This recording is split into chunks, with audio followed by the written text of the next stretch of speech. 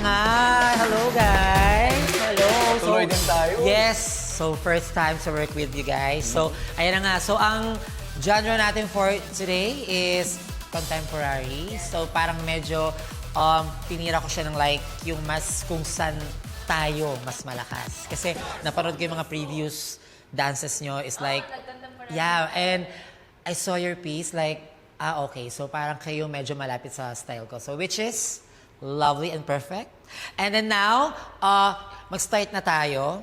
Okay, so medyo we need to like focus lang kasi syempre kasama kami ditong sasayaw. So, yan. So tayo tatlo magkakaroon tayo ng matinding focus. Oo nga. Girl? Mahirap to ah. Okay, so start muna tayo. So, ngayon meron muna akong ituturo na chorus muna, okay, for the meantime. And ready? So we have open your arms and going to up at 5, 6, 7, 8. We go down, down, and up. Then go slide to the back. Then parang, yes. Then parang susuntok lang tayo to the left. Punch, head, then up. All right, one more. So 5, 6, 7, 8. We have 1, 2, and 3, 4, and 5, and 6. Then we have like, para tayo mag-punch going down, pero like 2 times. Punch, punch, yes. Then we have cut. Then parang, para lang tayo magigitara. So up, then we have up, then prepare. Okay. So, eto na. So, this time, parang if kayang double, double. Pero pag single, single. Pero for today, let's try it double. Game ready? So, after the double, we go down. So, like, down. Okay? Like that. Try. 5, 6. Try natin. 5. So, ang kamay natin is pa-close from here. Okay? Try natin ang double. Okay. Ready? 5, 6. 5, 6, 7, go! Okay. Nakakatawa ka. At saan kayo pupunta? Ikaw doon, ikaw dito.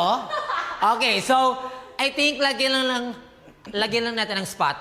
O sige, try muna natin single. Okay, single, pero yung passe natin is like this. Okay, point your toes. Point your toes. Okay, ang sabi.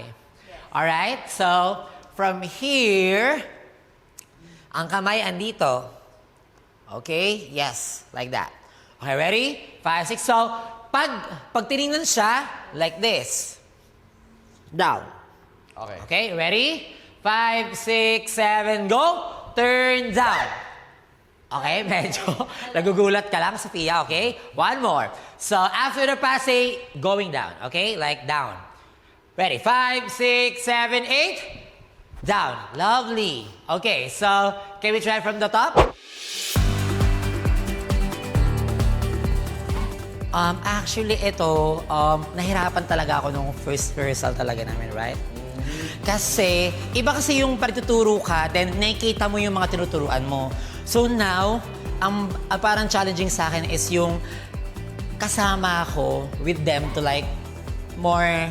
Kasi, andun yung yung hindi mo nakikita yung ginagawa mong pyesa. Kasi nga, kasama ka. So, parang mas doon ako mas nahirapan for it. Kasi dapat kailangan ko siyang makita para mas malaman ko if andun ba kami sa tema namin, kung kabit kaming tatlo.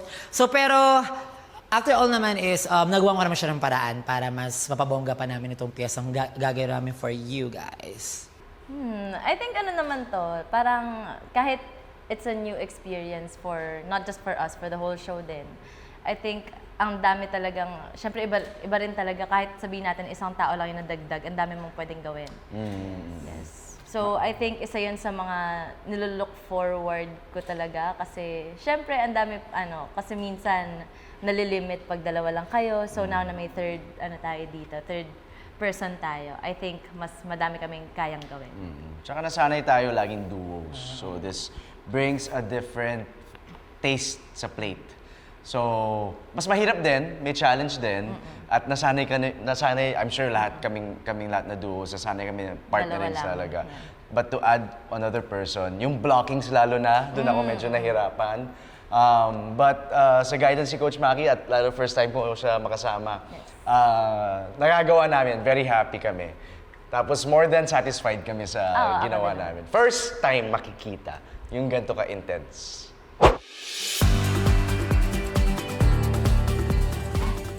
Coach, may tanong ako. Yes. It's so shocking you're gonna gag. Ano yung favorite part ng performance natin? Oh, yeah. Favorite part ko, siguro masasabi ko, yung Lahat daw. lahat eh. Pero kasi I feel like hindi siya steps, more on the moment na parang ginaganapan talaga namin yung characters namin. At the same time, yung next na mangyayari nun is very subtle yung movements. Tapos bigla silang babanat na sila. So, yun yung gusto kong abangan ng mga tao kasi last time sa dance-off nyo lang sila nakitang bumigay talaga ng todo. Pero this time sa performance talagang ahataw talaga sila. Yeah. Especially Jao kasi since matagal niya na nga gusto mag-dancehall ulit. Oo. And yung gusto niyang ilabas na dancehall is more on the aggressive side. Yes. Mas hardcore. Mas hard. Yeah, and then for Shanti naman, Yun yung challenge. oh, yun yung challenge. But at the same time, if you look back sa mga previous episodes natin, grabe na rin talaga yung in-improve niya. Actually sila. Actually lahat. Pero syempre, bias ako sa kanila dalawa ngayon. Wait. For this episode For lang. this episode, let's see. The joke. Pero ayun, may kita nyo yung kung paano nila inangat talaga yung sarili nila. And I'm happy na ako, may challenge din ako sa sarili ko kasi nasanay ako na nagtuturo. And it's another thing kapag kasama ka na dun sa pyesa. Kasi pag nagpa-practice kami, most of the time, chinecheck ko kung tama yung ginagawa nila. Pero, hindi ko na na-check yung sarili ko. And I think the other coaches can also relate kapag yun yung pinag-usapan natin.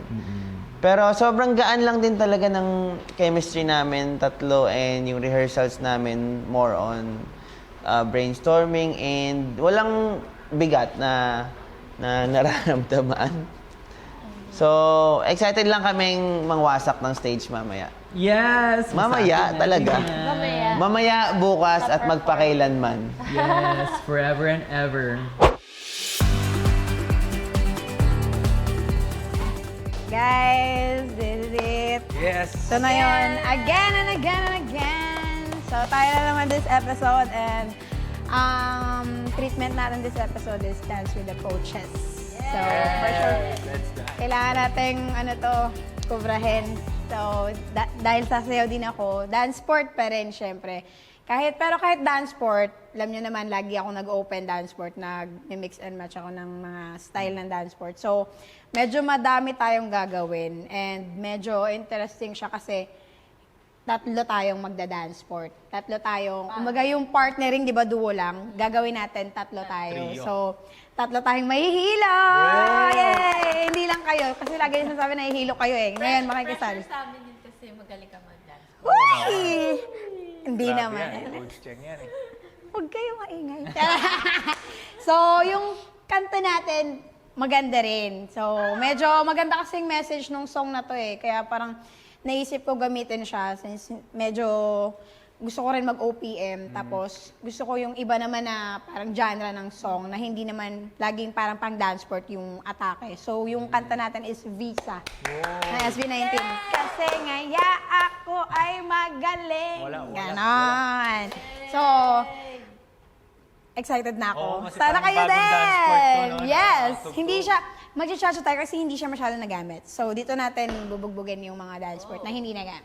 So, let's bring it on! Ako na yata ay handa ang likod. Pag si Coach Cheng naman kasi talagang magtuturo, siya ang mga pinakamahihirap namin na mga pyesa. So siya rin ang nakakapaglabas ng sa amin, yung exceed pa sa limit. So I think dito sa dance sport, yan yung mapapakita namin 3. Kasi sanay tayo, 2 lang eh. Ngayon 3.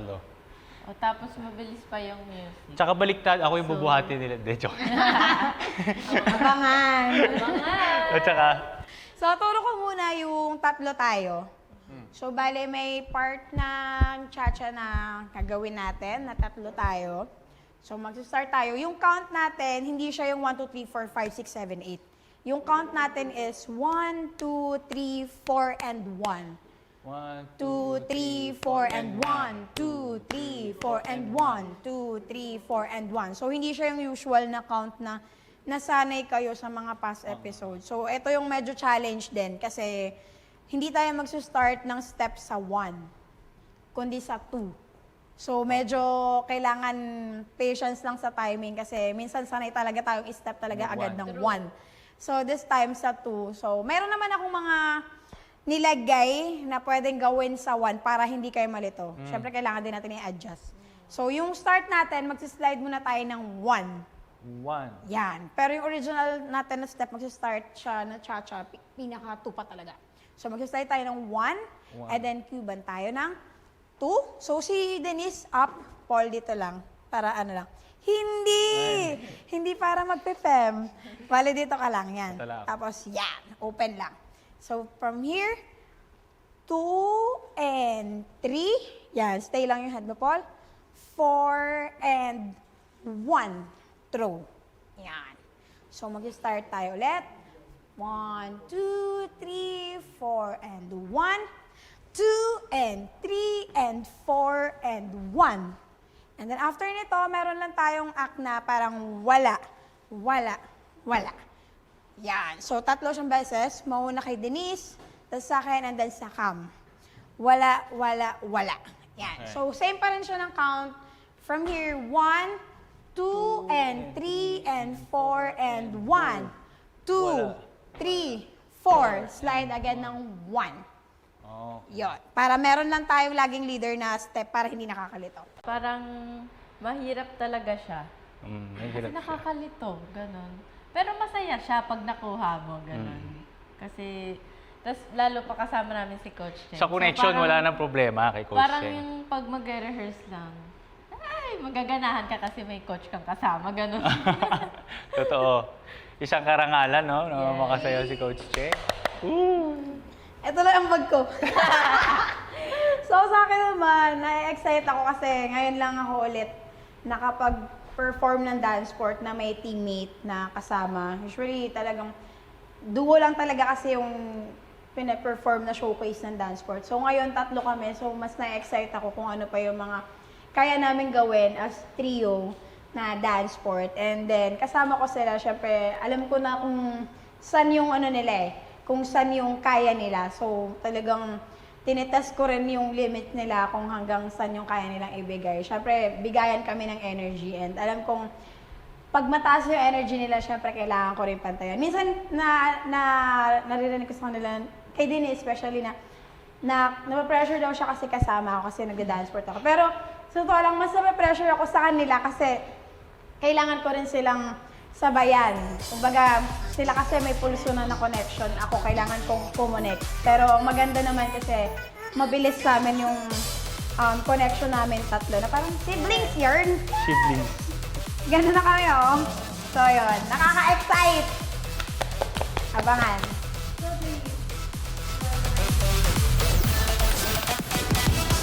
On the floor.